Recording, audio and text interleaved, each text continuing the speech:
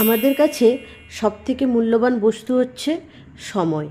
ভেবে দেখো, তোমার কাছে যখন সব ছিল, যেমন তোমার ছোটোবেলা, বাবা মা, বন্ধু, খেলার মাঠ, দাদু দিদা আর একটা সহজ সরল মন, কিন্তু এসবের মূল্য বোঝার মতো সময় ছিল না তখন তোমার। তুমি তখন বড় হওয়ার লক্ষ্যে খুবই ব্যস্ত।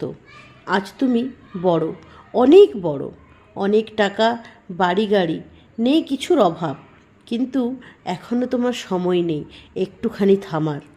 তাই সময়কে সময় দাও, সময় বের করো নিজের জন্য, সময় বের করে ঘুরে আসো পাহাড় পর্বত সমুদ্র, বেঁচে আসো আবার ছোটোবেলা, একটা বিকেল আবার খেলে আসো ওই খেলার মাঠে।